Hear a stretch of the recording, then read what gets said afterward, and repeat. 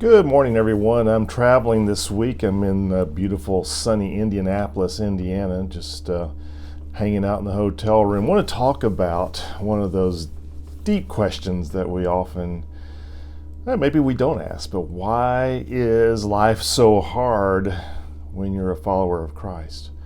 And so often we say that Jesus is the answer, and we infer that Jesus is the answer to all of our problems. And in a way, that's absolutely true. But I think sometimes we oversell perhaps the underlying notion that if you follow Jesus, all your problems are going to go away and life's going to be sunshine and rainbows. And it's simply not true. It's not what the Bible presents. One of the things that Jesus said in Matthew 7:14 is, "The gate is narrow and the way is hard that leads to life, and those who find it are few." And so just think about, if you're doing this right, there's something that's going to be hard and narrow about it. But first of all, in order to really understand this question of why life can be so hard and why maybe instead of being discouraged, you should be encouraged by it, let's dig up something about war. There's a story in the Old Testament. It is found in 2 Kings 6:17. Now, this is a story where the prophet Elisha has been telling the king of Israel all about what the king of Syria is doing. So the king of Syria is starting to get really frustrated with the king, with Elisha himself. So Elisha and his servant are traveling. They're near this town called Dothan. The king of Syria finds out that he is, and he sends his army to attack, to capture Elisha. So we're going to join Elisha and his young servant as this servant goes outside in the morning. This is really instructive to our situation.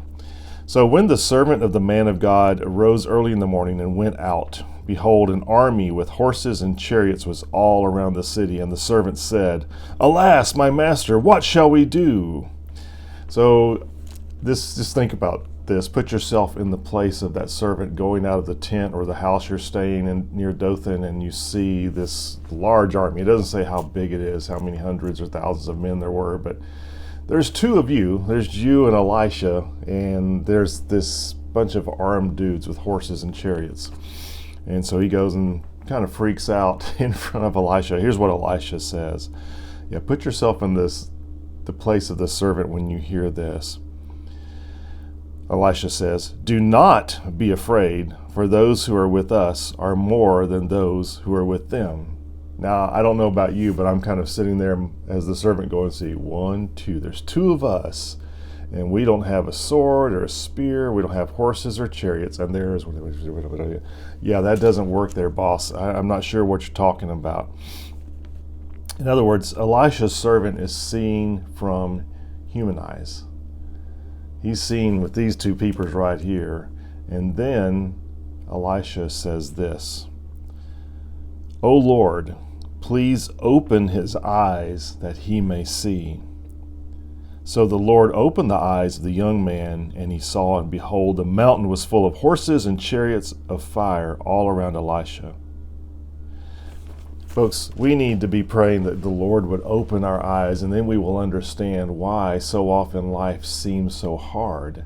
It's because we too are living in the same world that Elisha and his servant were. Nothing has changed. If you could somehow pull back this veneer of what we consider to be reality, you would see the ultimate reality, and that is that we are living as spiritual creatures who have bodies, embodied creatures, spiritual beings, that if we could see who we are, we would be tempted to worship each other, except that God said, "Don't do that. You should have no other gods before me." But gloriously beautiful creatures of light is what we are, but we live amongst a whole universe of glorious spiritual creatures, angels and demons, who are fighting it out every day. And that's what the servant was finally able to see when Elisha prayed for him. So let's pray that we can see this reality and that we can walk every day in it. But here's the implication of that reality that Elisha and his servant saw that day, and that is that you and I, as followers of Christ, are in a war zone. We are living on a battleground, not a playground. And if you are having a hard time, it's probably because Satan recognizes that you're a child of God and he wants to take you down. Satan has already lost the war long term. Don't know if he realizes that or not, but he wants to do as much damage and take as many people away from the God that he hates as he can in the time that he has left. So here's the deal. Just realize something. Peter put it this way in 1 Peter 4:12 and verse 14. He said to those of us who are living on this battleground, do not be surprised at the fiery trial when it comes upon you to test you, as though something strange were happening to you. But rejoice. Rejoice. When it gets hard, Peter says, rejoice, insofar as you share Christ's sufferings, that you may also rejoice and be glad when his glory is revealed. If you are insulted for the name of Christ, you are blessed, because the Spirit of glory and of God rest upon you.